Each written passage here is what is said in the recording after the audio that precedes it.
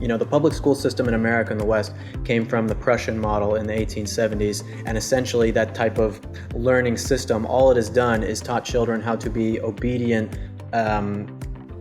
slaves to authority. That is what the public school system has done.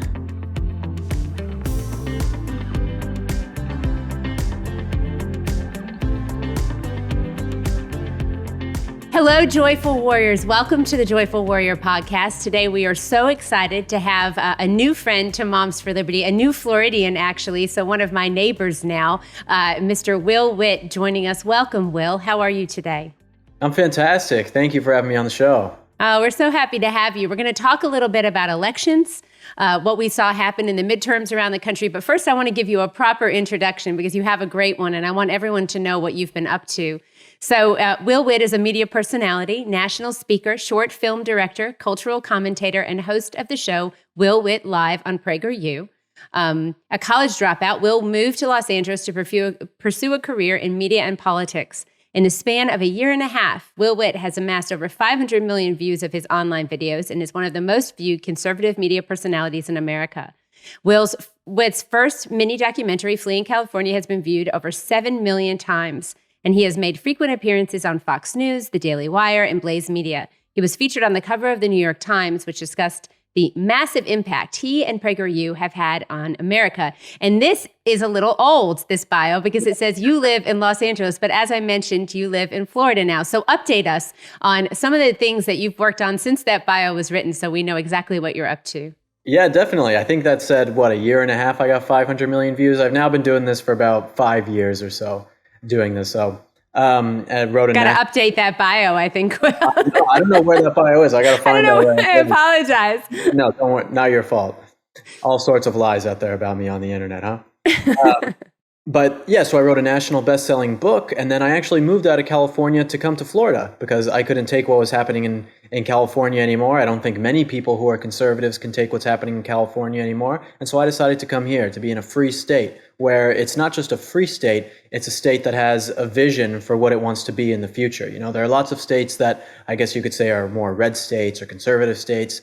They're not like Florida. Florida is special in the sense with DeSantis and the administration and just the energy of the people here in the community that they're pushing for something that is a lot more than just a Republican ideology. And to me, that's what really drove me here. And so I started the Florida Standard, a new newspaper here in the state, basically telling the truth about what's actually happening here. The Miami Herald, the Orlando Sentinel, Florida Politics, the Florida Phoenix, all these different news outlets here, they don't treat the governor fairly. They don't treat the people of this state fairly. They don't show what's actually going on. And so I came to essentially say, hey, let's actually show them what's going on. Why are so many people moving here? There's a reason for it. They're not moving here because they want to read the Miami Herald. They're moving here because there's no lockdowns. It's a free state and a better economy. So I wanted to come and do all of that. And that's where I am now, here in Tampa, Florida. Well, welcome to Florida. We're happy to have you. You, as well as many other Americans, have chosen to move to Florida. And you mentioned the Miami Herald. I think the Miami Herald actually endorsed the former governor of Florida, Charlie Crist, for the governor. And now you see where Miami ended up as far as the votes were concerned. And so you are absolutely right that I think a lot of the media is very out of touch with the actual people in Florida and what's actually happening in our government buildings, in our schools, which are also government buildings. We'll get to that. But first, I want to talk a little bit about your book, which is called How to Win Friends and Influence Your Enemies. And I think right now in America, when we're looking at people in general, so many of the members of Moms for Liberty have felt really politically homeless. A lot of our moms voted for Obama. Some of them actually voted for Hillary Clinton. Some actually even voted for Joe Biden, and they're regretting that decision, especially where we've seen what's been done with our kids over the past 2 years. But one thing that's so important is to really try to have conversations about these things. As you've stated before, there's so much misinformation around what's actually happening in America, the work that a lot of different groups and individuals are doing. So I think How to Win Friends and Influence Your Enemies is one of the most important books we could really read right now. And so I'm going to encourage our moms to read it, but tell us a little bit about it. Yeah, thank you. I think what's so important about what you just said about, Moms for Liberty people voting for Joe Biden or Obama, it's easy from outside looking in to think, oh, these are just a bunch of conservative fundamentalist parents and they're all Republican Trump MAGA people. But when you actually look at it, I mean, I spoke at so many anti-lockdown rallies, pro-free speech rallies, all things like this in California especially. And it's just a revolution of normal people. These people aren't like crazy political No. people or going to GOP hearings or anything like that. They probably don't even know who many of their council members are, these kind of things, right? Or who runs the GOP in their state. They're just normal people who are sick of the sexualization of their children and are sick of being locked down in their home and being told that they have to get a vaccine. That's what it is. It's normal people. So I think that's incredibly important. And my book essentially is the way that you can go and have conversations with people and change their minds on all of the different issues. There's 17 chapters in the book. Each one is focused on a different political/cultural issue like climate change, COVID-19, free speech, guns and the Second Amendment. And so if any of you guys have seen my videos with PragerU that I used to do, I used to go on campuses or on the street and interview people and ask them questions and change their mind. So granted, I got pretty good at doing this. And so I decided to write a book where I could also tell people the questions to ask and how to actually change those people's minds like I have with so many different people. Instead of getting angry at people and trying to tell them what to think, you need to ask them what they actually think. If you can put your facts that you have into the questions you're asking, it's going to be at the end of the day, not you changing their mind. It's them changing their own mind because they can't answer the question that you give them. And Yeah. so I think that's incredibly important that people don't have that level of vanity when they're going into conversations with other people, and they have some humility and say, listen, I'm going to ask someone and listen to them instead of just be waiting till they're done so I can just make my next point. And if you do that, you can really do a lot of good with changing minds in this country. I think it's been really interesting, especially around the issue of books and the books that we found in so many different libraries around the country that Moms for Liberty moms have found. And I've done, I don't know how many interviews I have done about the books. And they'll always start off by saying, why do you want to ban books? And I'm like, wait a second. Nobody's trying to ban books, right? Write the books, print the books, publish the books, sell the books, put them in a public library if your taxpayers in your community want that in your public library. But public schools are not. The public schools don't have the right to free speech. We don't have everything in public school libraries, and the idea that somehow every book needs to be included. We don't have Penthouse and Hustler in these libraries. So just talking people through some of those things, saying we don't give unfettered access to children to the internet when they're at school. Why is that? Let's look at what sites are not allowed in public schools, and then let's look at the correlation between the books. And once you're able to break it down and have conversations about that, you're right. You are able to bring people to a place where they're like, okay, well, I didn't realize that was what was in the book. And, I didn't realize that you didn't, you just didn't want them to every child to have access. You wanted them to be in a separate place for older students. Oh, that makes sense. And then, you can slowly bring people around. So we're coming up on Thanksgiving. We're filming this shortly before Thanksgiving, and it's going to air probably at the beginning of December. But I'm just curious, people are going to be around each other for the holidays a lot, right? Give me an example of a chapter in the book that you might run into. I think you joked around and you said, if your aunt wants to start a conversation with you about something, you can go and run and check the book, right? So give us an example of a subject that maybe your book could help us navigate through at those holiday functions. I think one of the most important ones right now is the issue of climate change and what's going on there. You have these activists around the world you might have seen who are throwing paint on different old paintings and things like that, trying to destroy them in the name of fighting for climate change or some stupid nonsense reason. These people should all be thrown in jail, in my opinion, for doing that. But it's becoming a big issue because as COVID has kind of dwindled down, climate change is a new thing that the left latches onto as their religion to get young people to do their bidding. And so I think that talking to either maybe it's your kids or maybe your grandkids or maybe you're the kid and you're asking your parents and things about that, a lot of people will go in and say, the earth isn't going to end in 12 years, you idiot. And instead of going and doing that, you should ask them and say, well, why do you think that we only have 12 years left before climate change is that big of an issue? And you can talk to them. And then many people will say something like, I can't say exactly what they're going to say, but they might say, well, the rising sea levels are going to hurt the populations of people and make people drown and cities will be underwater because of freezing ice caps. And it's like, okay, have you heard about the country, the Netherlands? The Netherlands is literally a country that sits below sea level and is one of the most industrious and and successful countries in the world. They're actually the second in agriculture production behind America.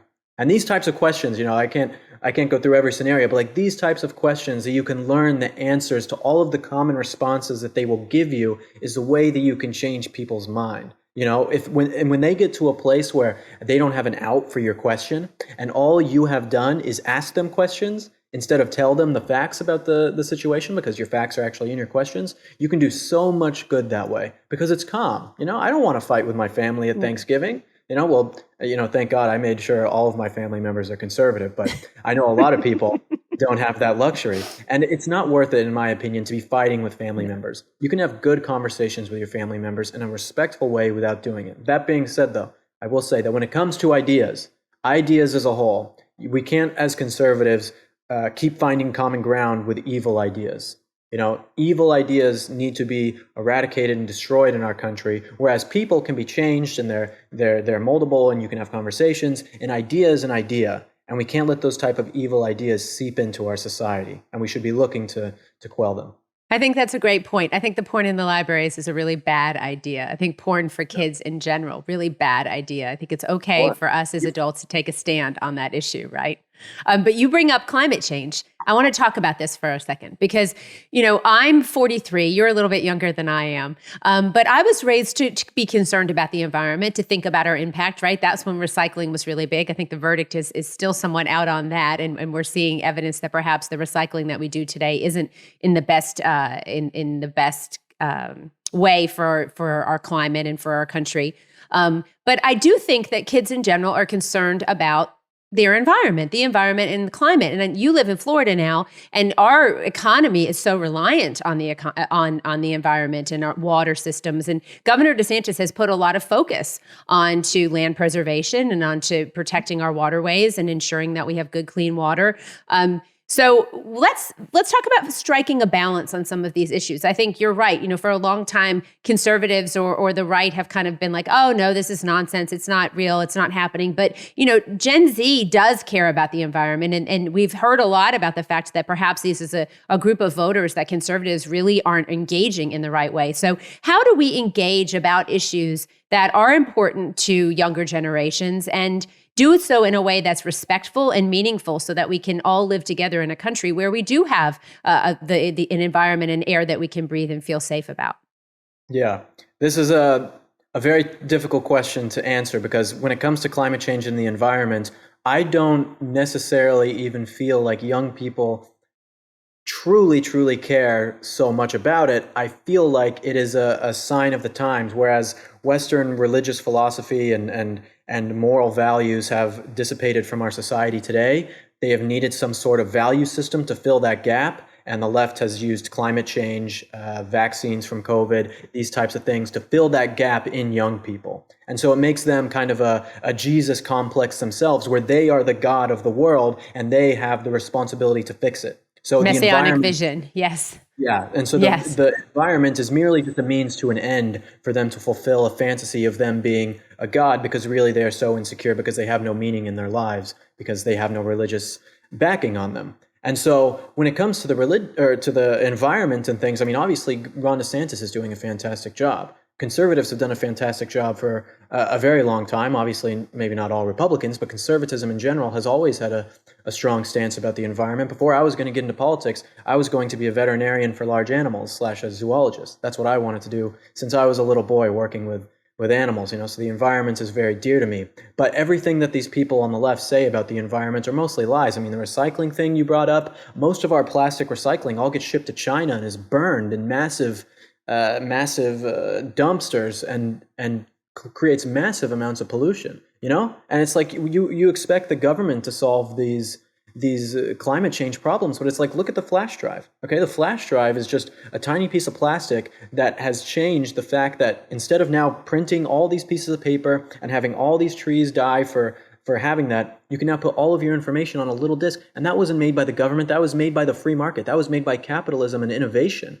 Right? If you want to fix these environmental issues, you should have young people who are working in the free market to make answers to the environmental issues that we're seeing, but again, they expect it to be done by somebody else. They think that we live in a world where young people think that talking about something and putting something on their social media is the same as actually doing something about it. Putting a black square on social media helps Black Lives Matter, right? Posting a picture of themselves in a mask makes it so that people don't get sick from COVID-19, right? All of these different things. And so what these young people need to realize, and hopefully conservatives can do this as a message for them, is say, hey, if you care about an issue, get off your butt and actually go do something about it. Because you're not doing anything about it by just posting it on social media or trying to be on a moral pedestal above others by just talking about it. Go do something within the market and make a name for yourself, get yourself wealthy, and create something people actually need. But they're too lazy to do. Yeah, well, we're trying to model that at Moms for Liberty. A lot of us have kids. There are some members that don't have children. We have grandparents who have grandchildren. But we know that our kids are watching us, and we've very much tried to model activism, right? Actually getting involved and making a difference. And that brings me to the next subject I'd like to discuss with you. I heard you answer a question. You were asked, what does the world need more of? Politicians, professors, or speakers like yourself? And your answer was you didn't think we needed any more politicians. You didn't think we needed any more speakers. There are a lot of us around, right? But you said we definitely needed more educators, and educators who were focused on really giving children practicable skills to be successful in life. So you're talking about issues that are going to face this country and the globe in the coming years. And you're talking about engaging young people and giving them the skills and encouraging them to be involved and create solutions to these issues they're concerned about. But we are faced with a nation where we have almost 2/3 of children not reading proficiently on grade level. So I'd like to talk about education with you a little bit. Where do you think we are in education? What does the future look like? We talk a little bit about how conservatives ceded the ground in public education for quite a while, and Moms for Liberty is very much about reclaiming public ed. Would love to hear your thoughts on all of that. Yeah, of course. I have somewhat of a controversial opinion on education, I can say. I am for the abolishing of the public schools. I think that the public school system, unless it is completely changed to actually serve the students and not the unions, it's not actually teaching our kids anything. The public school system in America and the West came from the Prussian model in the 1870s, and essentially that type of learning system, all it has done is taught children how to be obedient slaves to authority. That is what the public school system has done. I don't think that the public schools are going to be abolished. That's not going to happen. I understand that I'm speaking more in a perfect world scenario. What really needs to happen is the abolishment of the teachers' unions in a way that they have too much control over what the students are learning, what the teachers are doing, and how the kids are actually developing in the classroom. I think that's a big problem. I mean, many of these people in the unions and in the bureaucracy are shocked when parents ask to see what the kids are actually learning. Which is strange to me, because you would think that should be a right that a parent should have. They should be able to know what the kids are seeing in the classroom, but these people are shocked that you would even ask that. Because what the public school system has become today is more of like a communist system where the state, the government, feels like they own your child. They own your child for 7-8 hours out of the day, and you don't get to have a say in that. And that's a ridiculous concept. And so I think there need to be massive overhauls in the American education system to make it more student-focused. Also, the fact that young boys get treated exactly the same as young girls and taught in exactly the same way is a travesty that is making our young boys very weak, and the unions need to go. I think if we can do that and also institute more aspects of school choice. In California, they basically had no school choice. I know in other states it's a lot better, but those kind of things, we can actually get some stuff done. But I really think you need to empower students to actually be individuals and creative and not just slaves to the teacher. And I've heard you speak about education, one of the big concerns that you've shared, and I know that Dennis Prager has talked about quite a bit. I mean, our children are being taught to hate our country, aren't they? Oh, yeah. Yeah, no, hating your country is the latest fad. It's a highly respectable opinion to be a Marxist and hate your country and think that it's terrible and that America can do nothing right and that the rest of the world is better. Trust me, I've been around the world. I've been all through Western Europe. I've seen their political system. I'm engaged to a Dutch woman. I see what goes on across the world, and I can tell you without a shadow of a doubt, thank God I'm an American. The way their political system works, the rights that they have. I mean, they have incitement of hate laws. If you say something that could be seen as incitement of hate, you can be fined, potentially even jailed by the government for saying something that offended or hurt someone, right? You don't have that in America. Thank God you don't have that in America. But You don't have that anywhere else in the world, because in America, your rights are ordained by God. They're not ordained by your government. No other country in the world has a system that works like America's, where your rights are ordained by the Lord. And as long as we still have that, I think we can be okay as a country. But our leaders need to understand that. They need to understand that they are our employees. We pay their salaries. We essentially hired them. And for their job that they are now doing, they are public servants. They need to be honoring God and the Constitution and actually the American people before they start honoring themselves. And then maybe we can start breeding a little bit of love for America in this country when people actually understand what it is. But it's like, if you look at America now and I see what's happening with Biden and our government, I don't want to go die for America. I'm not going to pick up arms and die for the America that we have today. If someone was invading us, of course, I'd fight for homeland and all that. But I'm not going to go and fight and die for the America that I see today. It's kind of like the grandfather's axe paradox. Have you ever heard of that? Where if you have an axe and you replace the handle and then the blade and then the screws in it, is it still your grandfather's axe, or is it something totally new? If you have America and you replace all of these different parts about it with new things that aren't what America was founded on, is it still America? I don't know. I don't know if it is. And so I hope that we can build that back and build a sense of patriotism in this country that is more than just surface deep. And so we're working on that at Moms for Liberty. The biggest concern, I served as a school board member. I'm a mom of 4. We saw the government basically telling us that they knew better than we did for our children. And when we tried to have our voices heard, we were shut down. In fact, this morning, the leaders of the House Judiciary and Oversight Committee were speaking, talking about some of the plans that they have going forward now that the Republicans have taken control of the House. And one of the things they said was to discuss and try to figure out how this Department of Justice has become so politicized. Jim Jordan actually gave Moms for Liberty a shout out. I don't know if you know, Will, but some of our moms were contacted by the FBI because they went and spoke at school board meetings, and they didn't just have rainbows and sunshine to share. They actually dared to question the actions that were being taken by their school boards. And so such an interesting situation that we have across the country. One of the things I just want to talk with you before we end today, you came from California. You're now in Florida. I think the differences are glaring, especially for someone who's lived in the two places. For our moms watching what's happened across the country, we love the age of information. We have made the best of the use of social media, and we are now sharing information with each other. Let's talk about California. Before we end, because I can't have somebody who lived in California. Did you grow up in California, Will? No, originally from Colorado. Okay. I lived in Colorado my whole life, dropped out of school to move to California. Yeah. Okay.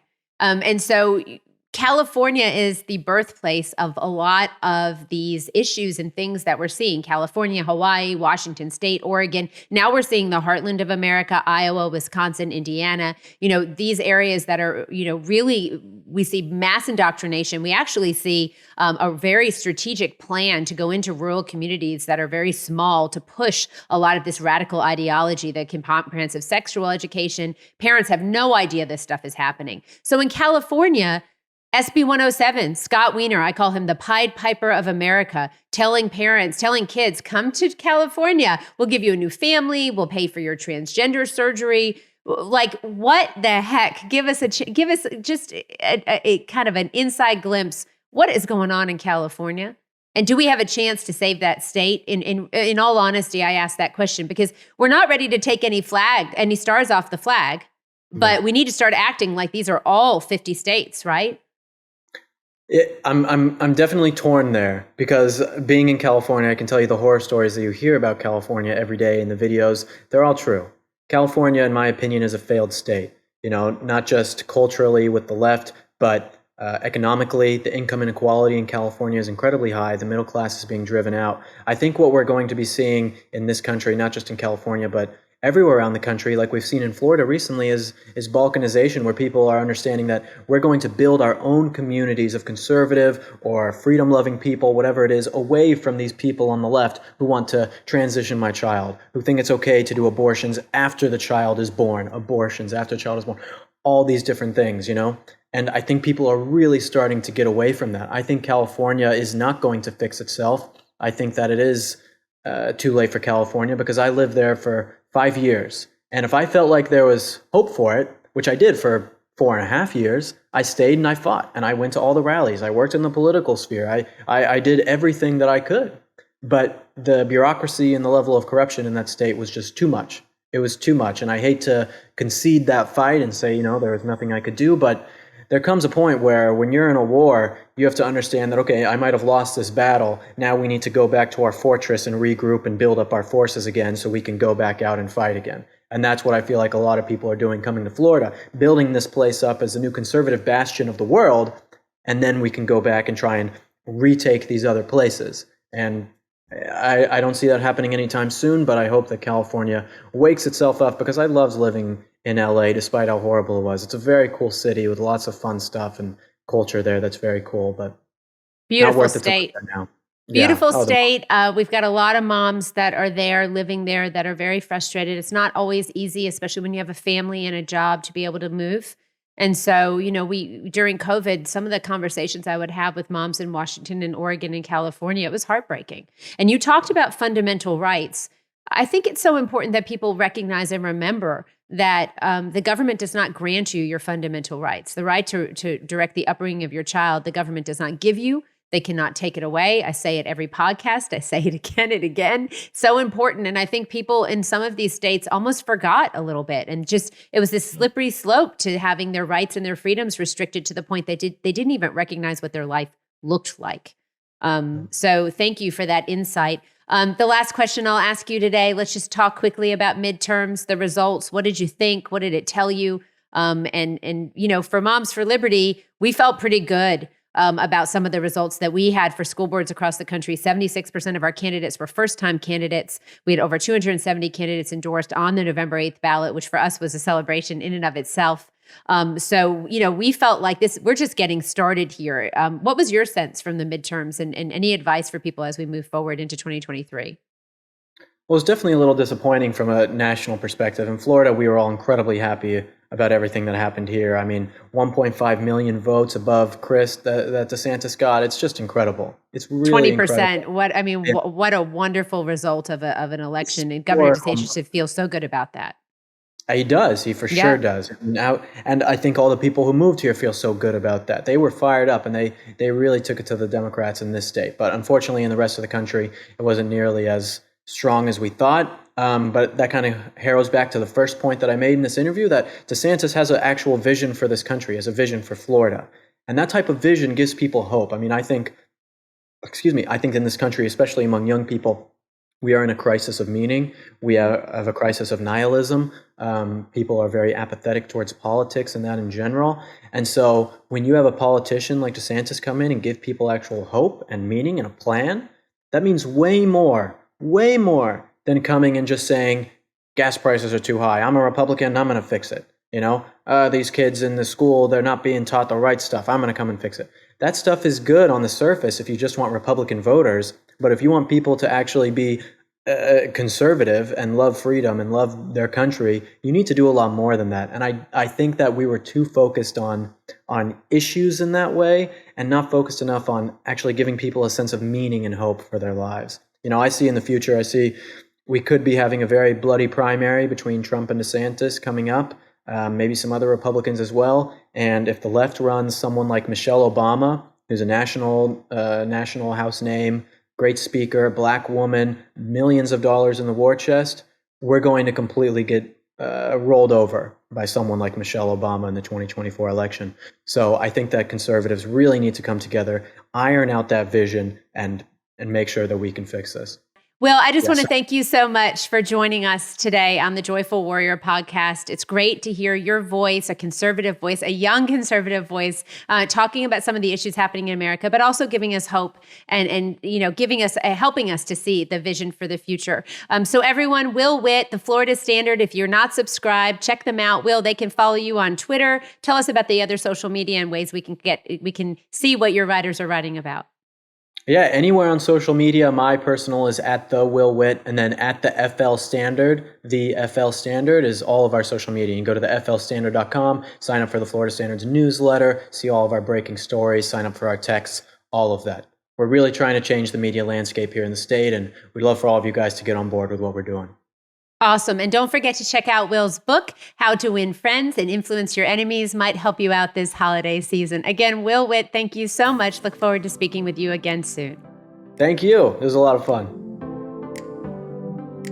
Hey, Joyful Warriors, Tiffany Justice here, and I'm so excited because we're going to start doing something on the podcast that we did a little bit before when we were audio only, but now we're video, and we're going to invite on moms who are chapter chairs or leaders from around the country doing the work of Moms for Liberty to come on and tell us about why they got involved with Moms for Liberty and what kind of work they're doing in their communities. Today, we are joined by Jackie Terribile, and Jackie is the chapter chair for our York County, South Carolina chapter. And Jackie was nominated for and won the Deborah Sampson Award. And I want to read for you a moment, and we'll show the graphic, I think, of the Deborah Sampson Award. And this award was awarded for engaging our communities and elected leaders on key issues impacting our families. Deborah was so invested in the cause of liberty that she disguised herself as a man and fought in the Revolutionary War. She fought for nearly a year and a half before an injury revealed her secret. Like Deborah, this award goes to someone who exhausts all options to engage in the fight for our children's future. This awardee is innovative, employs creativity, and is constantly finding new ways to fight. So Jackie, welcome to the Joyful Warrior podcast, and tell us, why do you think your chapter nominated you for this specific award? Well, hi, I'm so grateful to be here. Thank you so much. I was just so honored to be nominated for this award. I think that they nominated me because we've had to be really creative in York County, South Carolina, to reach out to people who can help our parents. And so we have a really great leadership team there, a really great group of parents. And so we've been very creative. And really tried to think of things that maybe had never been thought of before, ways to build relationships with people and also to really engage our parents and educate our parents on what's going on. So here's what your chapter said. Jackie is a force to be reckoned with. Several school board members and local representatives even have her on speed dial. They recognize that Jackie has her finger on the pulse of what the community is concerned about. All of this despite Jackie being a relatively new resident of South Carolina. She lived in New York when the COVID pandemic broke out and spent months exhausting every option to fight lockdowns before making the decision to move her family. Through creative methods and meeting people where they are, she has grown the York County chapter to more than 550 members. Jackie, that is so awesome. So tell us, I've heard that you're really good at putting together like social events and bringing people together. What's your secret? What can other moms learn from you about some of the work you're doing, and how's it been for your family too? I want to talk a little bit about your family because I know that's always our why.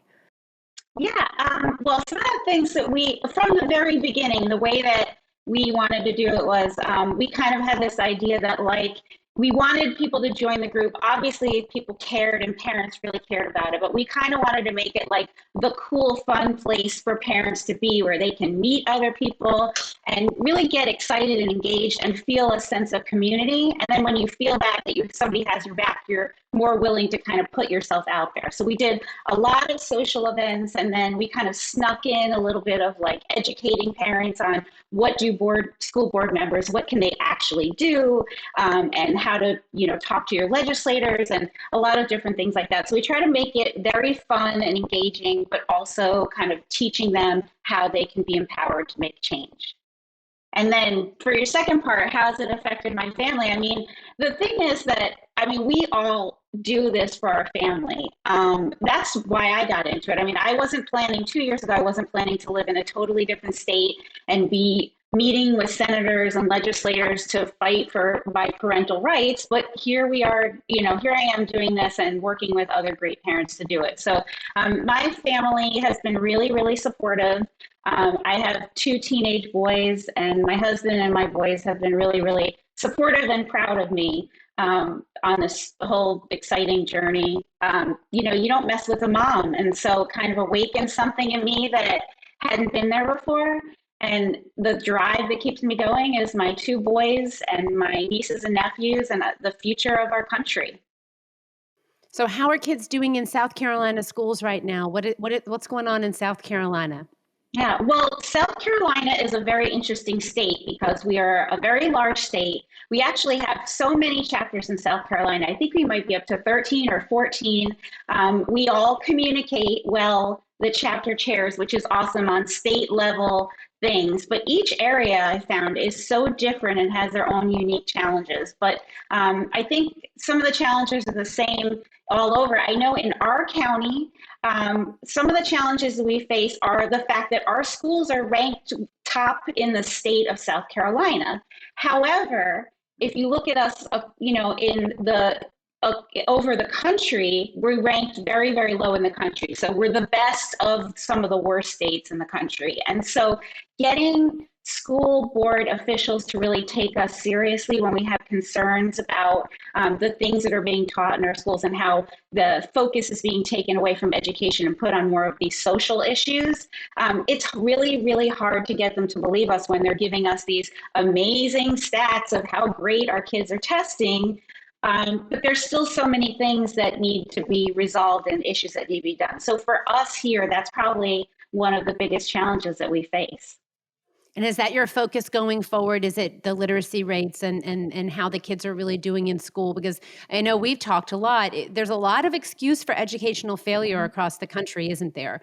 So how do you and your chapter, how do you plan to try to get everybody, around this idea of, the kids deserve to read in school? It seems like we've gotten so far away from the mission and the work of what the public education system should be doing. I know it's true. In South Carolina, only, I believe it's a third of the children in South Carolina can't read or write at their grade level.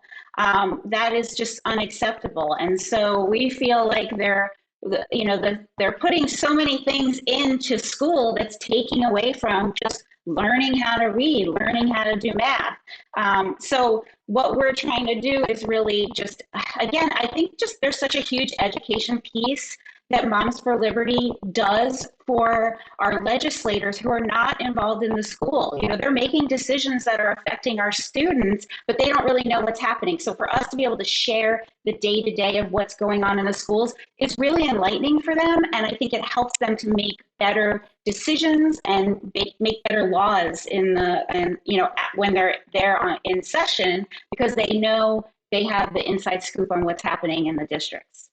I think that's so important. And I think you're right. I think that's something that Moms for Liberty brings, to be able to have the chapters across the state and then have the chapters work together at that state level to really, you're right, give the background and the information about what's really happening on the ground and what parents really need to see as far as policy is concerned. Policy has been somewhat detached, hasn't it? That policy at the state level or even federal policy has been somewhat detached from the people, the real American people on the ground. And so I just want to tell you, I love seeing you on the podcast. I'm so excited that you joined us. And I'm just really excited about the future of South Carolina education, because I think it was 8 different curriculum transparency bills last session. We're hoping that maybe there won't be as many bills that are sponsored, so we can rally around a couple really good ones, right? And get some good quality education policy passed in South Carolina, and some parental rights policy and law passed in South Carolina. And we're going to help you at the national level to try to do that. But my money is on the South Carolina moms. So